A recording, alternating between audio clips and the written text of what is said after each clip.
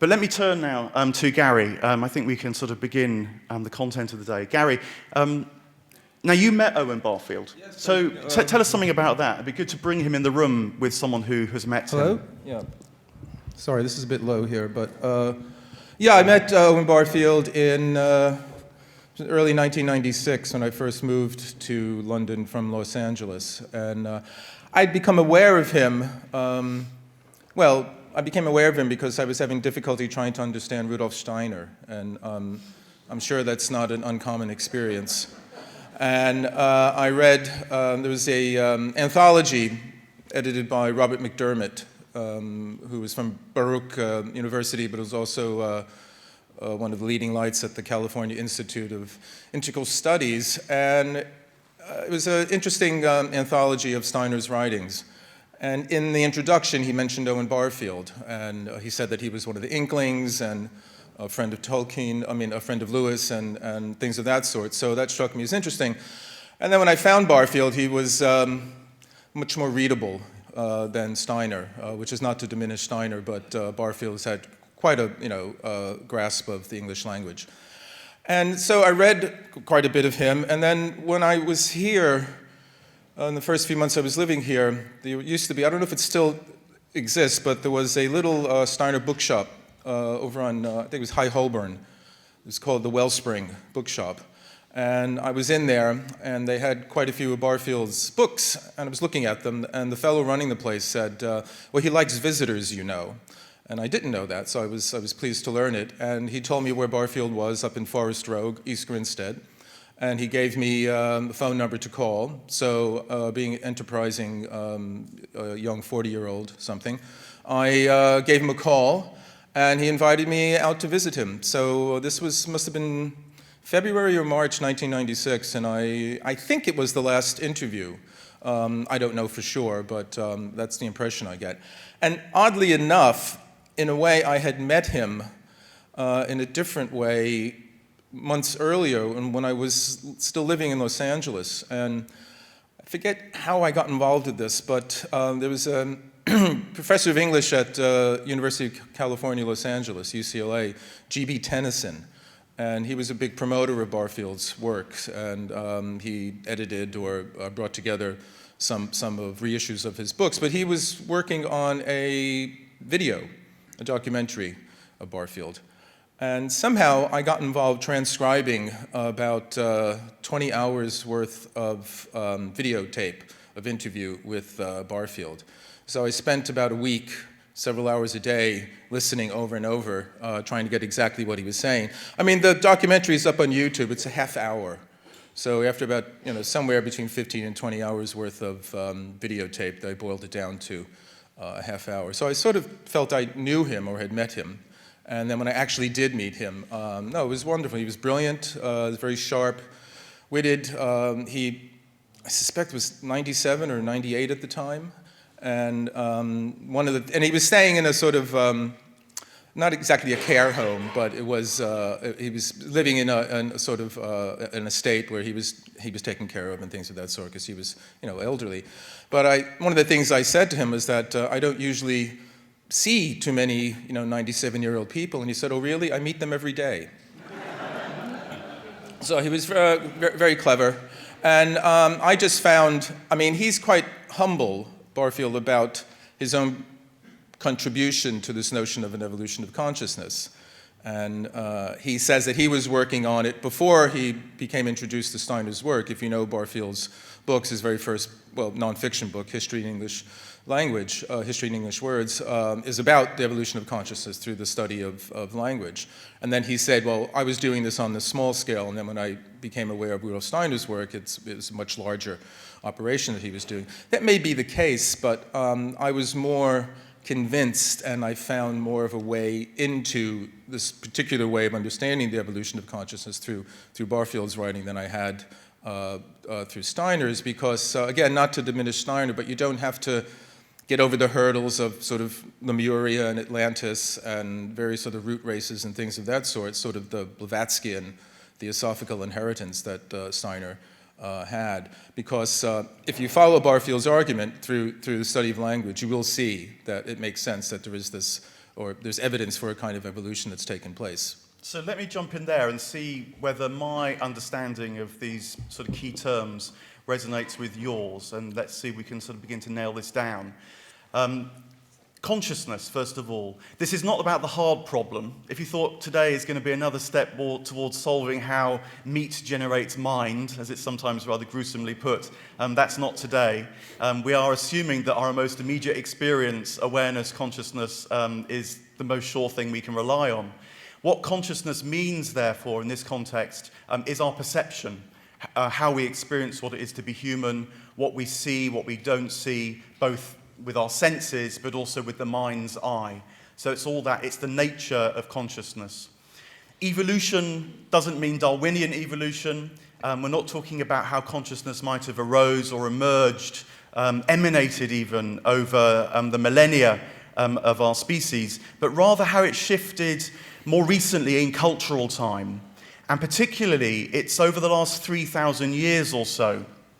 And the reason why that's such a good period is because, as Gary just mentioned there, words were the key bit of evidence for Barfield that he worked on. And he realized that words don't just transmit meaning now. You're not just hearing acoustic vibrations coming across the airwaves. You're actually hearing meaning as I speak, I hope. It's that which is most immediate to us. But if that's true now, Barfield realized, then words that have changed meaning over time can become what he called fossils of consciousness. And if you can track back how meaning has changed over that time, then you can track back how consciousness has changed too. And what he realized when he did this was it wasn't just that people had different ideas or insights or thoughts, but the very nature of thinking, the very way of receiving insights from the world around had itself changed too. And this is really the key notion, I think, and this is what this notion of participation means. It means that the way that we engage actively or passively with each other and the world around us, it's not just developed in a kind of linear sense, but the means by which we do it has changed so interestingly as well. So let me just give you a couple of examples that I hope flesh that out, and Gary, and then I'll pass back to you. If you read, say, Homer, or if you read, say, the earliest bits of the Hebrew Bible, or other ancient traditions, maybe even if you look to indigenous peoples today, who still, I think, carry this older consciousness, they may well, say, use myth much more than theory. They may well tell stories that somehow give them a sense of direction through what feels like a sort of flow of meaning within which life is embedded, rather than, say, our approach, which is to come up with a theory, say, a proposition, an idea, which we feel exists more or less inside us, that we then, as it were, step back into the world to try and test out, to try and see whether it's true or not. So rather than, as it were, having maybe a whole panoply of myths, maybe a whole pantheon of gods, that people previously would have turned to navigate, say, their way through autumn or winter, spring, summer, for a period of life, depending on where they were, through a rite of passage in life, and use that to navigate this sense of way through life. We tend to look for, well, ideally even one theory that kind of sums it all, that can capture everything, that we then sort of test into the world. And I quite often feel that a good way of summarizing it is that Barfield realized that where consciousness before was experienced from the outside in, we now tend to experience it from the inside out. And this leads me to the sort of second big idea, I think, that's in Barfield, and then he found in Steiner, and I think you can find in other figures as well, which is that the individual matters more to us today, in the sense that we regard it as the kind of primary site of, say, our development, of progress, of almost sovereignty, you might say. There is probably as many women in this room as there are men, because we value the individual, rather than, say, in this older consciousness, which Barfield called original participation, where your social status sort of showed the place in society where you could flourish. So justice back then, for example, meant a harmonious society where everyone was living to their fullest humanity, but in their place in the cosmos, in the divine order. Whereas now for us, justice means how you as an individual can exercise not only your rights, but can become all that you might be able to become as an individual, which in principle is as much and the same as everybody else around you. So the individual matters. In terms of the divine, this also, I think, was key to the understanding of monotheism and the understanding of, particularly of the significance that Christianity played in this evolution of consciousness.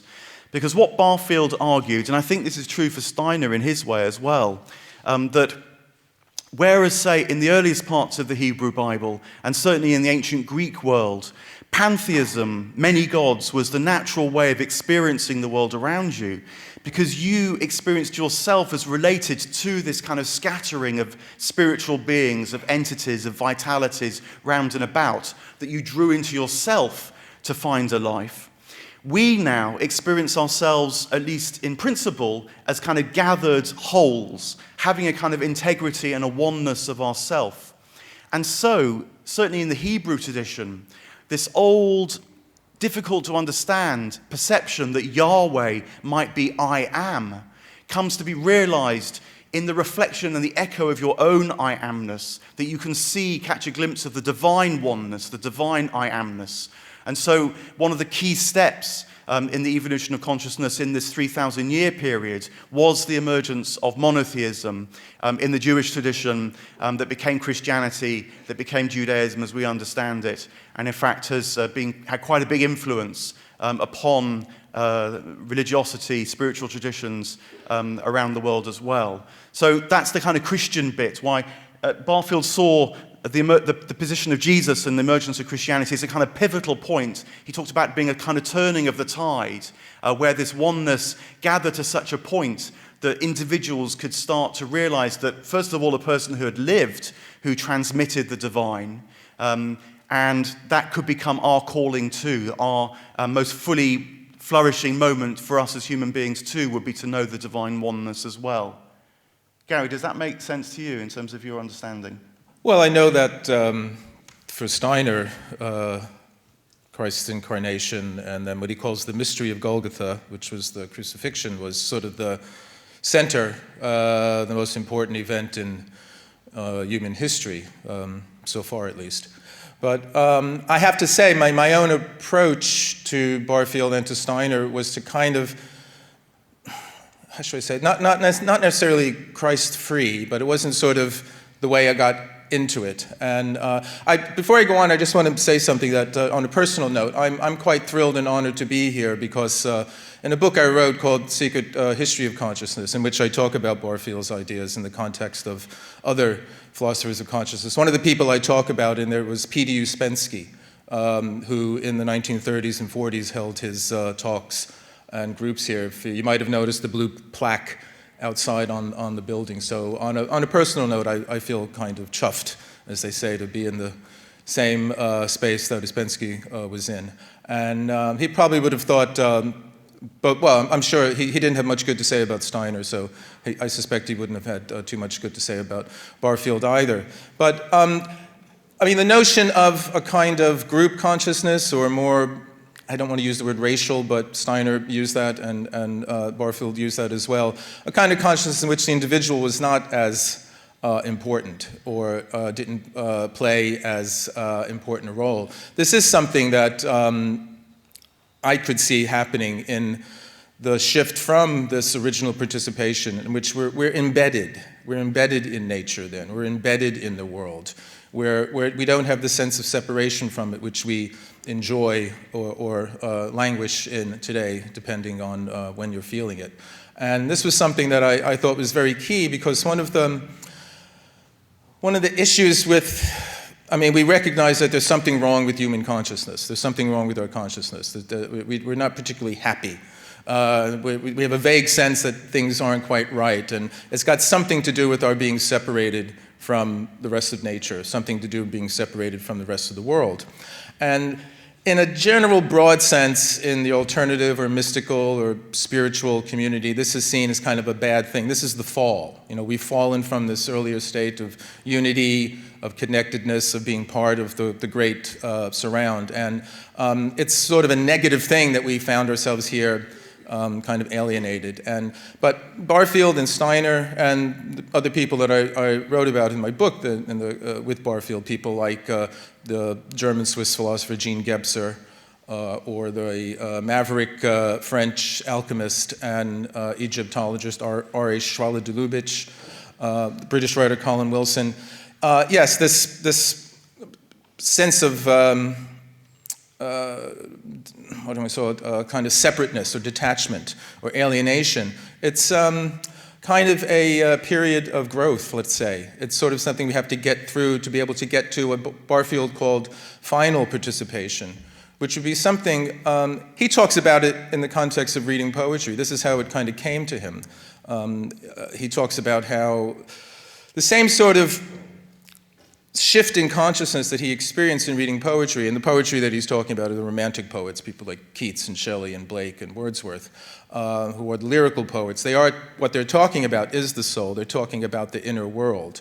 And this had got lost in the modern age.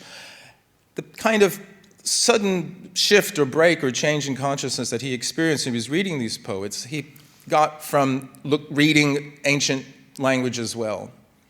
And the difference there was where the poets are sort of going out of their way. They're trying to make this effect. They're using language in order to create this effect, to kind of break the barrier between inner and outer. And when you have that poetic moment, it's a mini mystical experience. The separation between you and the outer world, ego and the non-ego, is dissolved briefly. And you, as Blake said, you can see heaven in a wild flower, or the world in a grain of sand, and things of that sort. And it's something that we experience when we're children and we grow out of. Necessarily so, I would say, in order to deal with the world, because the world is a difficult place. If every time everything we saw was infinite, we wouldn't get much done. We'd be kind of stuck, just sort of just completely gobsmacked by the mystery of existence itself. So it seemed to be a necessary evolutionary change in order to take ourselves out of that. But we, with the apron strings cut, we found ourselves adrift in the cosmos. I mean, the American novelist Walker Percy had a book called Lost in the Cosmos, and I think it's a good kind of summing up of where we find ourselves. But this is it's not, we talk about evolution of consciousness. We have arrived at this place. We have come to this place through a process. The consciousness we feel today is not consciousness per se. And what Barfield discovered in poetry, but also ancient language, was a kind of consciousness that seemed to not experience this detachment, not experience this separation from inner and outer. The language suggested that that wasn't the case. And this suggested to him that at an earlier time, the kind of participatory consciousness, in the sense that inner and outer are not separate, but there's a continuum, that the poets and mystics talk about, and which today we can experience if we ingest certain substances or meditate or something like that. This was something that was common, let us say. It's radically new for us, but it was common back in an earlier time. But they didn't possess the individual ego consciousness that we have now. So it's like, okay, you can have the separate ego consciousness where you feel free and you're able to make decisions, but you're completely detached from the rest of the cosmos and you're lost in the world. Or you can be embedded in consciousness, in the world, and feel that closeness and that connection, but you don't have the individual sense of self, and you can make your own decisions, and you have free will. So neither of those seem to be a good answer, but what Barfield discovered through his reading of poetry was that there seem to be times when you have both at the same time. And out of this, he developed his notions of polarity and things of that sort. So I would say that, I know both in Barfield and Steiner, the sort of Christ event is Christ's incarnation and crucifixion is sort of he talks about kind of a V-shape movement. And we start up here, metaphorically, closer to the cosmos, closer to the spiritual world and the divine and all that. Gradually, through a process of crystallization or hardening, we lose that connection, but we're gaining the individual ego. But then at the bottom of the V, that's like the worst, that's it, the dark night of the soul, as it were. But then for Steiner and for Barfield, Christ's incarnation and crucifixion is the beginning of the upward movement back towards the spiritual realms, but with retaining our ego consciousness. And this would be something that I would say most spiritual practices aim at in some way, although there are some schools that say, no, we just got to get rid of the ego completely and plunge back into the one. But I don't think, it's understandable that some schools would think in that way, but I don't think that's the way that Barfield thought we should go, or Steiner, or any of the, to me, the really important spiritual thinkers. Yeah, I mean, that's a very helpful point, I think, because it's one of the reasons why Barfield very much started making sense to me, is that you can read older spiritual texts where the return to the oneness and with a kind of dissolution of self seems to be the goal, maybe a deep dreamless sleep, these kind of metaphors are used. But I think that with this evolution idea, you get a sense of how the alienation of today, which you described there, itself has meaning and is part of this process. Because what we're invited into in the future is a freedom where both we have our sense of being individuals, but as it were, our microcosm reflects the macrocosm once more. The many return to the one, but without losing the individuality of the many. This is both, as it were, the task and the mystery, which you see echoed across very many traditions. Now, you mentioned Coleridge there, and maybe just to add a little bit about the imagination, which you have written about, and I have as well, because it feels to me this is one of the key faculties that we have now. Imagination itself is a word that has a history. It did not mean the same thing that it means in the modern world as it did, say, if you read Imagination in Epicurus. Now, what it means is that we are, if you like, kind of fantasy-generating individuals, people.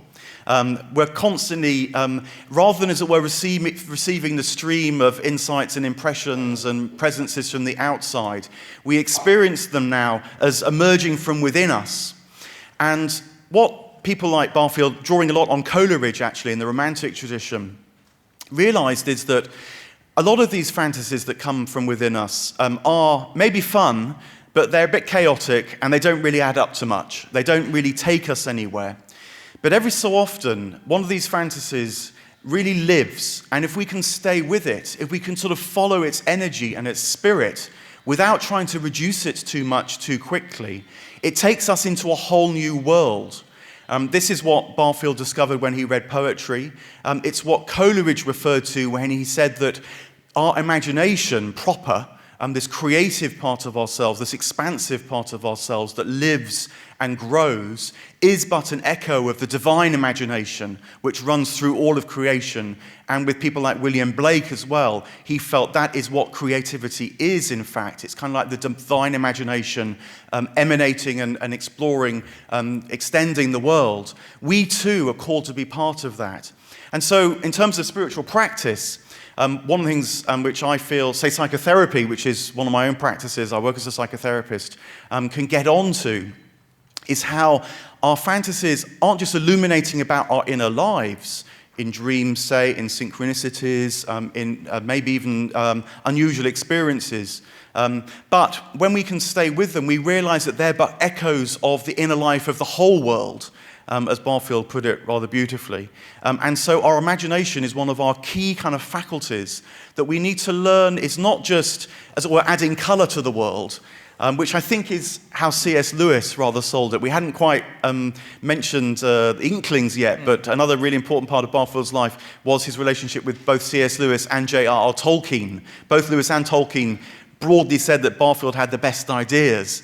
They had the genius ability with writing, and so are now wildly well known throughout the world. But Barfield was really key that this imaginative writing that they were so good at wasn't just allegorizing meaning, wasn't just, as it were, maybe amplifying what rational thought can pin down, but was itself part of the experience, part of the knowledge, and in particular was the way that we grow into this return to what was called original participation, but he referred to as final participation. By final, he didn't mean the end point. What he meant was it's the teleological point to which we're moving, the kind of the heuristic goal, as it were, to know both ourselves ritually and fully as individual souls, but realizing that our egos had become in the service, you might say, of the wider self, as Jung called it, or as the divine I am, as would maybe be more the Judeo-Christian way of putting it. So the imagination is so key here. And I think, in science, we're going to develop this, I hope, after the break with the scientists on our panels. But it's in that romantic tradition of science which realizes that the intuitions that then get developed into the hard science come from an immersion in the world, be that by literally traveling the world, as figures like Humboldt realized when they developed the notion of ecology, or by imaginative thought exercises, as Einstein realized when he thought about traveling on a light beam that led to the science of relativity. Personal development, it's about, I think, not this, how do I sort of get over my ego, but in a way, how do I go into the ego more and more and more to discern how it can open up into the service of the wider whole, so that a realignment takes place within myself. I think, spiritual experience is often about that now. Sometimes it happens rather dramatically, and then people work out what that realignment might be and call it waking up or enlightenment. Sometimes it's a steady, slow process, as was the case much more in my own experience through the bitter years, the hard struggle years of psychoanalysis in the more Jungian tradition. What it means for our society is very, very pressing now, of course, with the ecological crisis. Broadly speaking, I think it's going to mean something like realigning our sense of growth, so that it's not just about material growth, which is the accumulation, you might say, of more and more and more, and the development of technology, which has its own blessing, its own great benefits, but is going to be realizing there's another kind of growth that material and technological growth itself can be in the service of, which is about rediscovering the depths of reality, about awakening ourselves even to not just forces in nature, you might say, but the spiritual reality of nature once more, the inside of the whole world, and the intelligence within which our own intelligence rests and can capture an echo. So that's something a bit about, what this move from the now, the meaning of the now, towards something different might be about. Again, any further thoughts there? Well, imagination was key for Barfield and Coleridge and Blake and many others as well.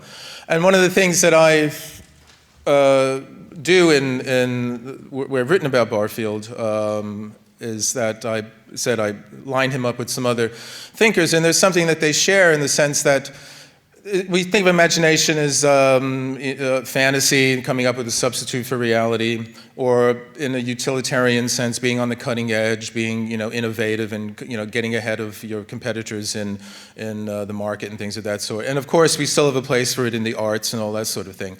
But as Mark said, for Barfield and for the other people we've been talking about, imagination is key. It's central. We wouldn't be seeing this room we're in now were it not for imagination. Not in the sense that we're making it unreal, but it's a formative power.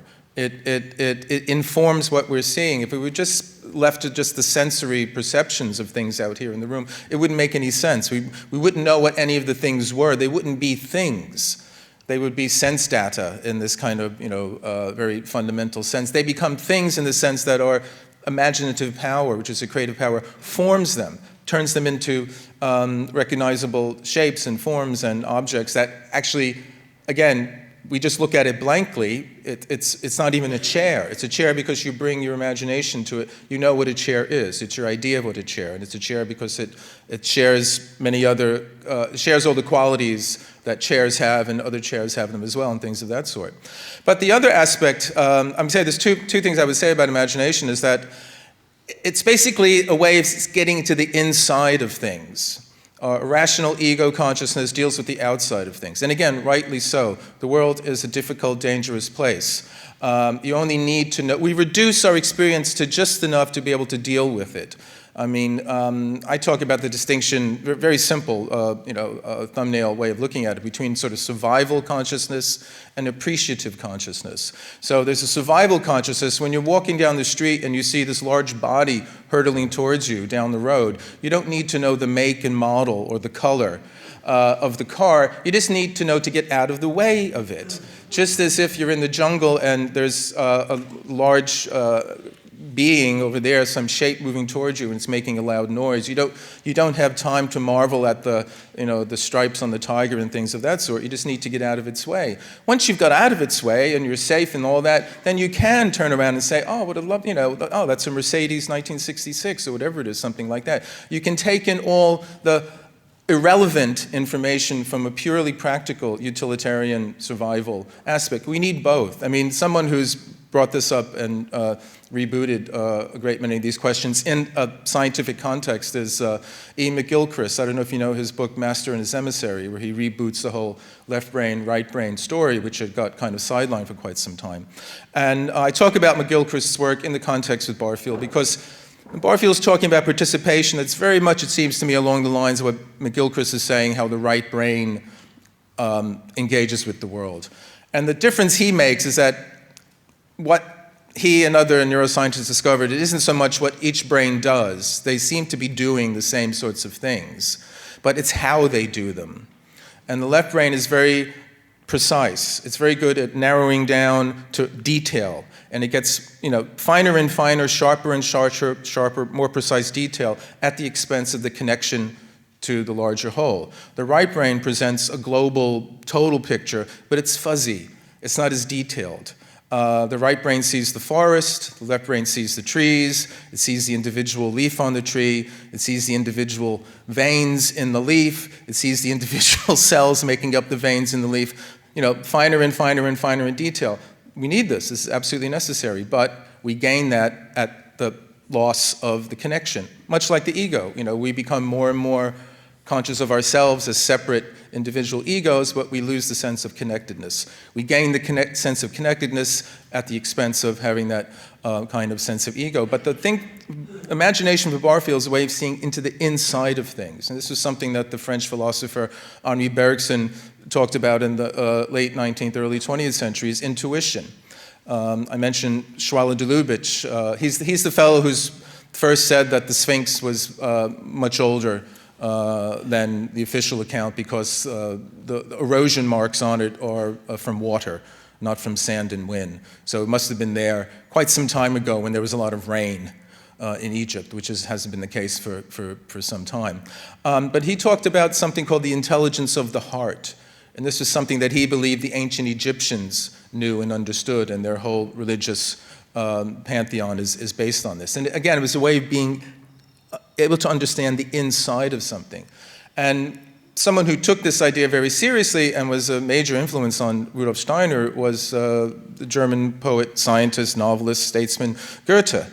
Goethe developed a whole scientific approach using the imagination. He wrote a book, The Metamorphosis of Plants, where he devoted this kind of loving attentiveness to the study of plants. And he claimed that he was able to perceive something that he called the Urpflanze, which is the primal plant. It's a kind of archetypal plant that it's not sensory. You can't see it with the senses, and it's not just a concept. It inhabits this intermediary realm that the French phenomenologist and student of Persian mysticism, Henri Corbin, would later call the imaginal. It's not the imaginary, which is the fantasy, which is the substitute for reality, but the imaginal is a realm in between the physical and the purely conceptual. It's a realm of images. That's the realm of poetry. That's the realm of the imagination. Mark was talking about these fantasies that come up in our consciousness at times, and these are images. Jung would say they're emerging from, your personal unconscious, but also your collective unconscious. And they tell us something about the world. They have a real cognitive content. And this relates to the other thing I wanted to say about imagination, whereas if it is the case that for the last 300, 400 years we've sidelined the imagination in favor of this more precise, rational, logical, scientific, material, however you want to characterize it, way of dealing with the world, it isn't the answer to that, or what should we say, what we need to do to correct that imbalance isn't just to plunge into the imagination itself. I mean, Barfield was really concerned about that. I mean, in a book of his called Saving the Appearances that came out in the late 50s, Because Barfield believed there was a real relationship between what goes on here and what happens outside. I mean, one of the strangest things Steiner ever said, that the way the world will appear in the future depends on what people are thinking now, which suggests that the way the world appears now is a result of how people thought sometime before us.